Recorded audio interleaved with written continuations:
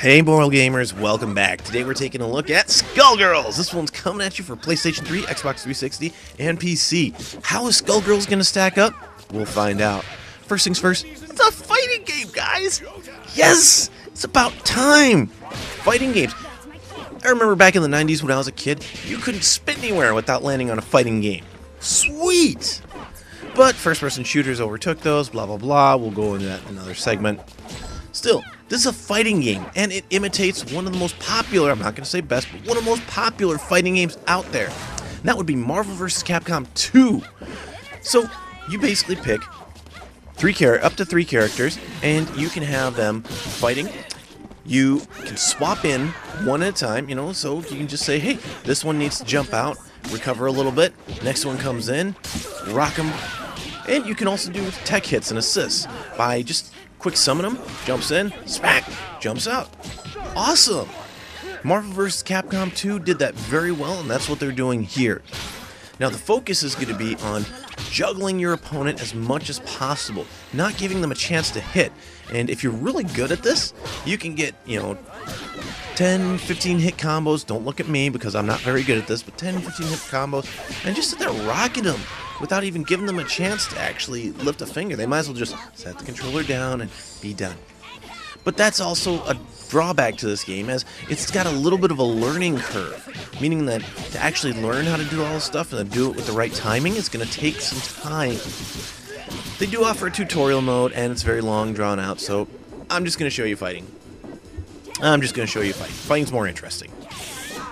But still, this is Skullgirls, and the story is about the Skull Heart. In fact, we're just going to, for now, arbitrarily call the Skull Heart the Soul Edge, because everyone's seeking it for some type of power or something like that, power over something, whatever. And, I don't know, maybe I'll just arbitrarily pick a random hero and give them the soul. Oh, wait, I don't think I can do that without infringing copyrights. Sorry, never mind, rant aside. Yeah, the story is just not that interesting. Story mode hits you as one-on-one battles all through the game, and the difficulty is increased because you're doing not just one-on-one battles, but also because some of the characters get incredibly cheap. I mean, you got Peacock there who she's just whipping stuff at you, and it's like, how do you close the gap? So, it gets very frustrating. Question here, though, is if this is the right game for you. And, okay, this game, the controls are not very forgiving at all. For Marvel vs. Capcom had forgiving controls. If I wanted to super jump, it was easy, just tap down, tap up, super jump. And then, get them up in the air, I'm super jumping. Cool. But this one, you have to have, pitch perfect timing. So it's like doing a throwback to Street Fighter 2, where if you didn't have the exact timing that they put in with no forgiveness, frustrating. So it takes a while to learn the ins and outs of the game, and I had better success using the analog stick to play this one rather than the D-pad, which that's confusing to me. I've never had that in a game. In addition to that, the fact that we only have 8 characters in a time where the average fighting game has a minimum of 20, just really tells me that I don't think they thought this through. You can download an additional 5 characters if you want to pay the price on PC, but that's not for PlayStation 3 or Xbox 360 yet. So Skullgirls, just as cool as it is, it just doesn't seem to match up to other fighting games. I mean, if you're doing your 3-on-3 matches, you're guaranteed to have almost at least one character the same. So, why, guys? You could have done so much better with this game, but it's like you stopped. Any rate. From a moral standpoint, breasts. Big, bouncing breasts. Yeah, Skullgirls is going to do a lot of sexualization of women, and it basically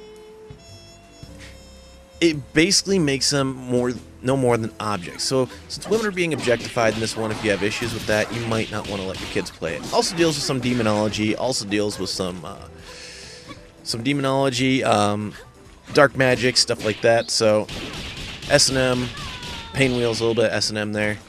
So yeah, if you're okay with that stuff, hey, let your kids play it. If not, they might want to stay away. And of course, there's the obvious. This is a fighting game, so there's going to be martial arts, combat, yada yada.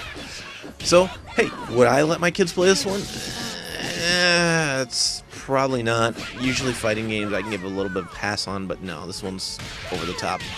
As a game, though, Skullgirls, it's a great start to something that should have been bigger. Should have been bigger, should have been more forgiving, should have been better thought through. Catnap time! Catnap time! Did I do okay, Battalion? Player 1 wins!